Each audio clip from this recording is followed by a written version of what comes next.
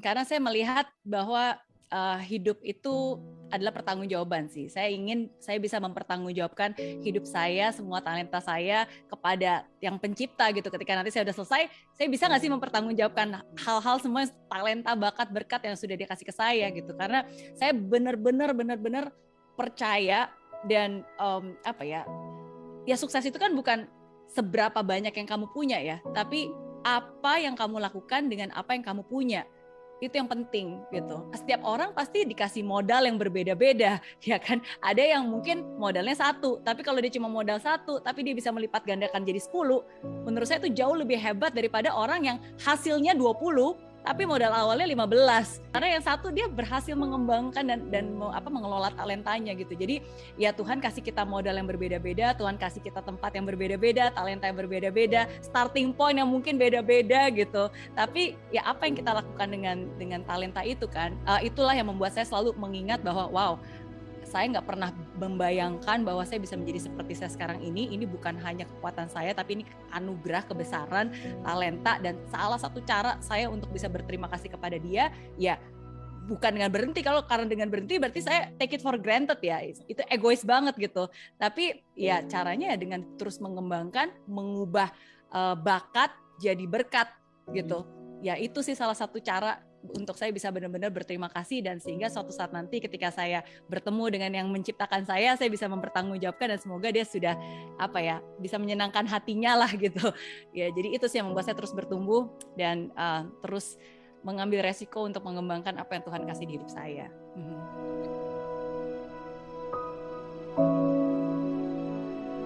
Mungkin saya jawab dari pengalaman pribadi saya ya, karena ketika pertama kali saya terjun pengen jadi entrepreneur itu papa mama nggak setuju, orang tua nggak setuju, karena saya tahu mereka pasti punya kekhawatiran sendiri gitu, ini bener nggak, bisa nggak, ntar kalau rugi gimana gitu kan, nggak punya hutang dan seterusnya. Dan saya hargai kekhawatiran itu, karena sometimes ketika keluarga kita, orang terdekat kita nggak setuju, itu pasti bukan tanpa alasan ya, mungkin karena ada sesuatu yang mungkin mereka khawatirkan, dan kita perlu untuk bisa melihat diri kita dari sudut pandangnya dia gitu, dan benar-benar balik penolakan itu sebenarnya apa sih kekhawatiran yang sesungguhnya gitu, to really find the real meaning tuh. Nah, of course dibutuhkan komunikasi, tapi saya tahu nih, sometimes kadang-kadang gimana kalau kita sudah mencoba cari cara yang tepat, waktu yang tepat untuk bisa menyampaikan apa yang sungguh-sungguh kamu mau. Dan saya selalu bilang seperti ini nih, jadi anggap aja ya, don't take it for granted gitu. Jadi anggap aja mereka itu kayak investornya kamu. Kalau kamu berusaha untuk menjelaskan ke investor, kamu kan gak bilang udah deh percaya aja deh, pasti bisa gitu. Mama percaya sama saya, suami saya percaya sama saya gitu kan, enggak kan? Pasti kan kamu buat presentasi, kamu tunjukkan ini loh yang akan saya lakukan, ini langkah-langkahnya, ini durasinya. Nah jadi dengan menunjukkan itu mereka tahu keseriusan kamu, bukan hanya sekedar ikut-ikutan. Nah jadi menurut saya kalau misalnya memang keluarga ada keberatan, ya mungkin dia kurang gitu tahu nih kamu saya serius apa jangan-jangan cuma ikut-ikutan doang gitu. Dan cara untuk menunjukkan keseriusan kamu ya tunjukkan, kasih tahu ini rencananya, ini akan dilakukan. Nah, saya pun juga melakukan hal tersebut. Nah, tapi of course sometimes kadang-kadang orang tua punya pandangan, dan kalau misalnya masih benar-benar nggak bisa juga, dimana kayak saya pada saat itu saya berusaha menjelaskan dan nggak bisa, akhirnya jawabannya waktu. Saya minta waktu. Jadi saya bilang, Pak, Ma, kasih saya waktu 3 bulan. Oke, nah dalam waktu 3 bulan ini kalau benar-benar saya nggak berhasil, ya udah deh terserah papa mama mau suruh saya ngapain gitu ya it's okay. Tapi kalau dalam waktu 3 bulan ini saya sungguh-sungguh bisa menunjukkan nih ada hasilnya, ada pertumbuhannya, ini serius loh gitu kan.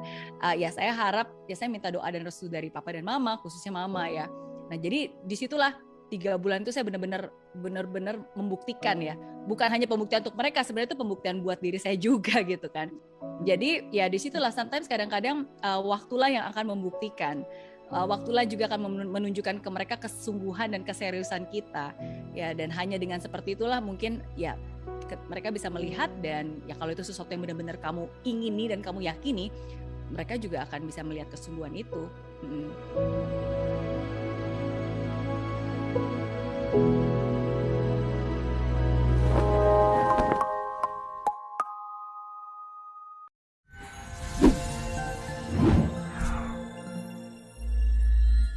Di aplikasi Mary Riana tersedia lengkap video-video YouTube terbaru saya, artikel yang up to date, post inspirasi, koleksi merchandise, workshop dan seminar yang bisa kamu dapatkan free dan download sekarang juga gratis.